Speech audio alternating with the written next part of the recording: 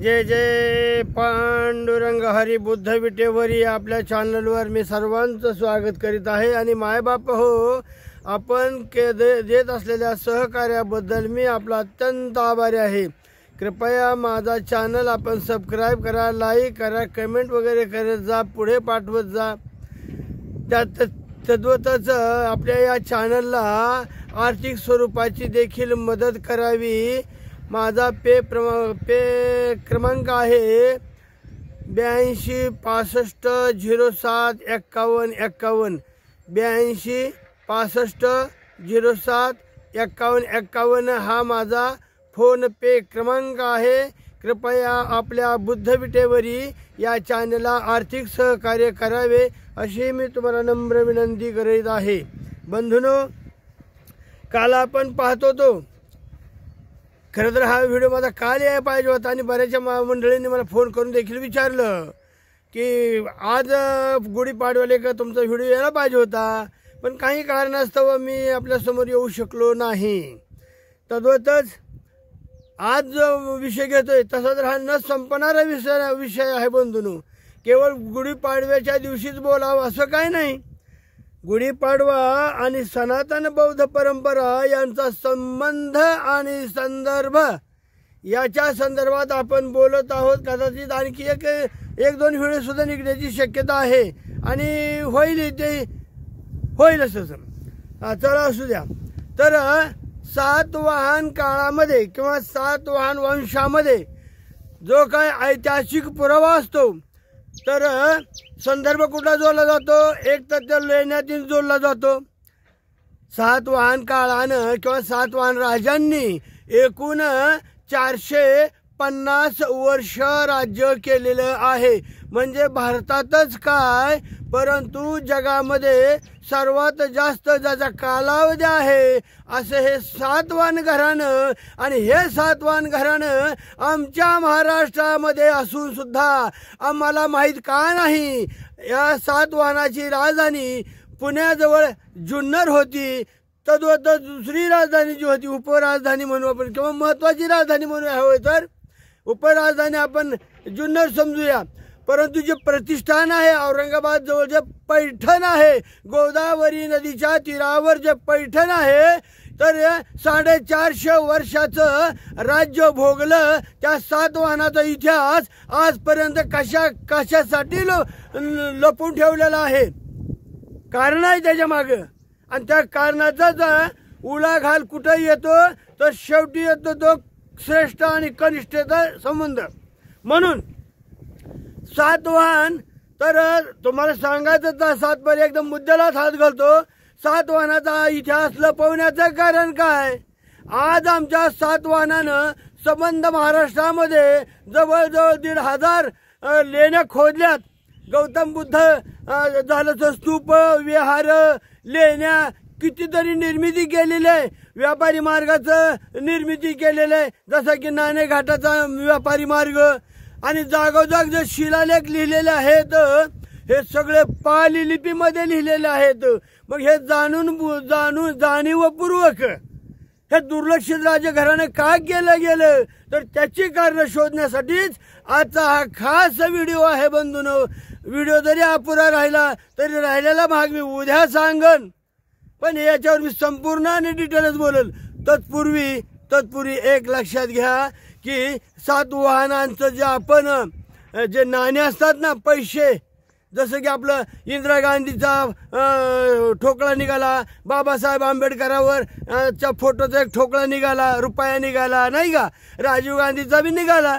म्हणजे गांधी घराण्यानं जसं भारतावर राज्य केलं म्हणून त्यांचा आपण पैसा जो रुपया नाणं आहे त्याच्यावर पाहिलेली मुद्रा आणि त्याच्यावर त्याचं साल हे असतं। मग त्या सालावरून आपण ठरवितो की इंदिरा गांधीचा काळ कुठला होता, राजीव गांधीचा काळ कुठला होता, महात्मा गांधीचा काळ कुठला होता। असेच विविध राजानं टाकसाळीमध्ये आपापली नाणी खोदून आपल्या इतिहासाला जिवंतपणाचा झरा दिलेला आहे।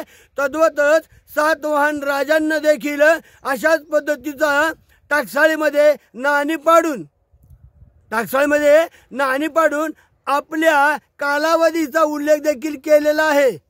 आणि तो कालावधी अर्थात त्यावेळी तर तुम्हाला काय काय सांगतो लक्षात घ्या। तर गौतमी पुत्र सात कणी, आता हे तुम्ही म्हणाल की असं कसं म्हणताय, तर गौतमी पुत्र, पुत्र म्हणजे हा पाली शब्द आहे आणि त्याचा अर्थ होतो पुत्र। गौतमीचा पुत्र, गौतमी पुत्र सात कणी, सात कणी, सात करणी नव्हे तर कणी हा शब्द त्या नाण्यावर आलेला आहे। आणि हा पाली लिपीमध्ये मी शिकवतोय तुम्हाला नेहमी की बाबांनो रफार नाही, क्षत्रिय नाही, ज्ञ नाही, बरीच अशी तुम्हाला अक्षर मी देत असतो, वेळोवेळी देत असतो। तर गौतमी पुत्र सात कणी असा शब्द आलेला आहे, असं नाणं सापडलं। आणि ते नाणं कुठं आहे, त्याचं साल कोणतं आहे, तर इसवी सन 60 ते 85 म्हणजे या राजानं आपलं राज्य केलं तर हा कालावधी झाला। दुसरा राजा वासिथी पुत्र, आता गौतमी पुत्र, आता गौतमी हे नाव का आलं तर ते आईचं नाव होतं, कारण ही सातवाहन घराणं हे मातृसत्ताक कुटुंब पद्धतीचं होतं। मातृसत्ताक पद्धती कुठं होती तर ती होती सिंधू संस्कृतीमध्ये, आणि सिंधू संस्कृतीला काय म्हणत होते, समन संस्कृती, अर्थात ती बौद्ध परंपरा, हे लक्षात घ्या। तर वासिथी पुत्र आपल्या नावाच्या शेजारीच आपल्या आईचं नाव जोडायची पद्धत होती, त्याला मातृसत्ताक कुटुंब पद्धती म्हणतो। आणि मग ही मातृसत्ताक कुटुंब पद्धती म्हणजे इथले जे मूळ रहिवासी होते, नागवंशीय होते, त्यांच्या संदर्भात खूप माहिती सांगतो, बरोबर माहिती सांगतो, फक्त ह्या काय मोबाईलनं साथ दिली पाहिजे बस। दुसरं याचा इसवी सन घ्या 85 ते 125 इसवी। तिसरे राजे वासिथी पुत्र श्री सातकणी, श्री नव्हे, आज आपण जे माझ्या नावामध्ये आहे ना श्रीरंग, तर ते कसं लिहायचं होतं, श्री असं लिहायचं। आणि ह्याचा कालावधी आहे 125 ते 152 इसवी सनानंतरचा आहे, लक्षात घ्या दादा हो। सम्राट सातवाहनांचा जो कालावधी आहे ना तो 450 वर्षाचा आहे, हे प्रथम लक्षात घ्या। आणि इसवी सन 250 पर्यंत यांचं राज्य होतं। तिसरं घ्या, नाहीतर घ्या आता तिसरं चौथं हा म्हणतच नाही, तर चौथा आहे वासिथी पुत्र म्हणजे त्यांचे धाकटे बंधू, त्यांचं नाव आहे शिवगिरी पुलगामी, पुलमयी असाही काही ठिकाणी आलेला आहे, पण ज्या शिक्क्यावर त्या नाण्यावर जे उल्लेख आहे तोच वाचतो मी। वासिथी पुत्र शिवशिरी पुलगमी इसवी सन 152 ते 160। वासिथी पुत्र श्री खडा सातकणी 160 ते 165 इसवी। वासिथी पुत्र विजय सातकणी 165 ते 170 इसवी।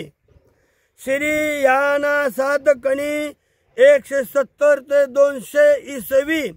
गौतमी पुत्र श्री विजय सातकणी 200 ते 225। आणि याच्यानंतर हे राज्य हळूहळू लयाला गेलेलं आहे। म्हणजे एवढ्या राजांचं नाणं सापडलेलं आहे, ते नाण्याची उल्लेख मी तुम्हाला कुठे किती सापडली त्याचा उल्लेख मी उद्या करणार आहे, एवढं काही डिटेल बोलणार नाही। हे 15 मिनिटाचं चालतं, पुन्हा हे बंद पडतं, असू द्या। तर तुम्हाला मी आताच बोललेलं आहे की सातवहनी राजे हे मातृसत्ताक कुटुंब पद्धतीचे ते, आणि म्हणून ते आपल्याला आईला आपल्या नावापुढं आईचं नाव जोडत होते। तुम्हाला महत्त्वाचं सांगतो बंधूंनो, आताच भारत सरकारने, महाराष्ट्र सरकारने कायदा काढलाय। आपण काय करत होतो, आपलं नाव, आपल्या बापाचं नाव आणि आपलं आडनाव आपण जोडत होतो, पण आता तसं नाही। आपलं नाव, तदनंतर आपल्या आईचं नाव, तदनंतर आपल्या बापाचं नाव, तदनंतर आडनाव, एवढं लांब लचक नाव येत होतं। आणि आदरणीय मुख्यमंत्री साहेब शिंदे साहेबांचं पाठी बदललेली आहे नावाची, त्यांनी त्यांच्या आईच्या नावाचा प्रथम उल्लेख केलेला आहे, नंतर वडिलांचं नाव लिहिलं, नंतर आडनाव लिहिलं, पाठी एक गेल्या आठवड्यातच बदललेली आहे। म्हणजेच काय की हळूहळू मातृसत्ताक कुटुंब पद्धतीला देखील आज वाव मिळत आहे। पण त्या काळामध्ये राजे लोक देखील आपल्या आईचं नाव लावत होते। त्याचा संबंध मी सिंधू संस्कृतीच्या समन संस्कृतीबरोबर जोडत आहे। आता मातृसत्ताक पद्धती तुम्हाला तर माहिती आहे आणि मी तर सांगितलं वारंवार की बाबा ती सिंधू संस्कृती किंवा सिंधू संस्कृती होती। आजही आपण त्याच मार्गाला वाटचाल करत आहोत। म्हणून वर जे उल्लेख केलेले आहेत ना, गौतमी पुत्र, वासुदेव पुत्र, अनेक राण्यांची नावं आहेत। बोलू आपण हळूहळू त्याच्यानंतर तुला। तर आता ह्यांची राज्य पद्धती कशी होती तर गणतंत्र होती। आज आपण त्याला लोकशाही म्हणतो। लोकांनी निवडलेला आपण आमदार खासदार निवडून देतो आणि मग ते दिल्लीला मुंबईला जातात आणि मग आपल्यासाठी ते कार्य आपल्या देशाच्या राज्याच्या हिताची कामं करत असतात। ही मंडळी तीच पद्धती हे राजा असून सुद्धा यांच्या दरबारामध्ये गणपद्धती होती। गण म्हणजे लोकांनी निवडून दिलेले सभासद म्हणा, सदस्य म्हणा, आज आपण त्याला आमदार खासदार म्हणत असतो। तर या शासन व्यवस्थेमध्ये 2 प्रकार होते। ध्यान देऊन ऐका, झालं 11 मिनिट तर ह्याच्यातच गेले। तर कोण होते तर महारथी आणि महाभोज हे 2 तिथं संस्था होत्या। आता संस्था हा शब्द मी वापरतो। तर महारथी आणि महाभोज हे 2 स्तर होते तिथं आणि हे महाभोज आणि महारथी आणि महाभोज यांच्यामध्ये समानता होती। या दोन्ही संघामध्ये समानता होती। इतकंच काय पण मुली देखील एकमेकाला देवघेव करत होते। म्हणजे विवाह पद्धती देखील महारथी आणि महाभोज हे समान होते। पुढे कसे कसे तुटले गेले आणि ते महारापर्यंत कसे आले हेच मी तुम्हाला व्हिडिओ सांगणार आहे। तर तुमच्या माहितीसाठी सांगतो, महाराष्ट्रामध्ये आपण नागवंश आहोत आणि आपल्या नावापुढं म्हणजे आपल्या आजोबाचं जर तुम्ही नाव जर पाहिलं ना तर नाग हा शब्द येतो। तर नाक भरपूर सांगतो, भरपूर। महाराष्ट्रामध्ये नागवंश साम्राज्य होतं आणि त्याला महारठ्ठ असं म्हटलं जात होतं। तो महारठ्ठ हा शब्द या 2 संघापैकी महारथीचा होता। आता जी मी सांगितलं मला महाभोज आणि महारथी पैकी महारथीचं पुन्हा कालांतराने काय झालंय महारठ्ठ झालेलं आहे। आणि मग महारठ्ठ आणि महाभोज हे दोन्ही संघ राज्याला पोषक अशाचं कार्य करत असत। तर ह्या महारठ्ठ आणि महाभोजा यांना मिळून एक गण होता, आणखी एक गण होता त्याच्या दोन्हीच्या संयुक्तातून। त्याला म्हणत होते महारगण, आणि ते महारगण त्याला म्हणून संबोधलं जात होतं। सातवाहन सम्राटांनी आपलेल्या कोरलेल्या विविध लेखामध्ये महारथी महाभोज यांचे उल्लेख आढळतात। बरं का बाळांनो, महारथी संघ हे स्वतःला महार समजत असत आणि महाभोज हे स्वतःला संघातील भोज हे समजत असत। म्हणजे एक झालं महार, एक झालं भोज। महाभोज आणि महाहार महाराचे प्रकार आहेत। पुन्हा आणखी देखतो तुम्हाला। तर तुम्हाला एक सांगतो मी, तर यांची रोटी बेटीच्या संदर्भात मी बोललो होतो। मग काय महाभोज संघातील मुलींचा विवाह सातवाहन काळात होत असत तेव्हा तिला महारठीणी म्हणत असत आणि यांचा उल्लेख आपल्याला सातवाहन काळाच्या जे लेख लिहिलेले आहेत ते 7-10 लेख माझ्याकडे आहेत, पाली लिपीमध्ये आहेत। ते तुम्हाला ह्या फळ्यावर मी फुरसतीच्या वेळेस काढून देईन। तर ही कोण होती मग तर भेडसा म्हणजे आपले कार्य लेण्या आहे। तर भेडसा येथील एक बौद्ध लेण्या आहे आणि बौद्ध लेण्यामध्ये एक चैत्यग्रह आहे। त्या चैत्यग्रहाचं दान कुणी दिले तर महादेवीने दिलेला उल्लेख आलेला आहे। मग काय आहे बघा, तर ह्या चैत्यदानाचं दान महारठीने महादेवीने दिल्याचा उल्लेख आहे। मग ही महादेवी कोण आहे तर महादेवी ही महाभोज संघाची कन्या आहे, मुलगी आहे आणि ती अपदेव नाक नाक नाक अपदेव नाक म्हणजे महारथी संघाचा जो प्रमुख होता त्याची ती राणी होती। आणि बंधूनो वेळ संपत आलेला आहे। त्या राणीने जो आलेख लिहिलेला आहे तो उद्या इथं मी लिहून दाखवील, आज फक्त मी बोलून दाखवतोय। तो लेख आहे का, कसा आहे तो होता। मामाडे अमच परगत मसू एथ लेनेस वालूर केस वायथान पवजीवाधी भिकुण निकासय महासधियान थापनय एथ मामला हारे उतरे मग्ग गाम करंदके भिक्कुहले ददनम एतेषु तु गाम करंदके भिक्कुहल ओयम पोपहि पापेहि कंसत्न एतस्य गामस्य करंजन काल भिक्कुहल परिवार विराम। आलेख मोठा आहे, मराठीत भाषण देतो लगेच तुम्हाला, कारण गावाच्या गावं दान केलेले आहेत ज्यांनी त्याचा उल्लेख आहे इथं। हे करंज गावातील भिक्कुहला जमिनीच्या सवलती कशा पद्धतीने दिलेल्या आहेत त्याचा इथं हे उल्लेख केलेला आहे।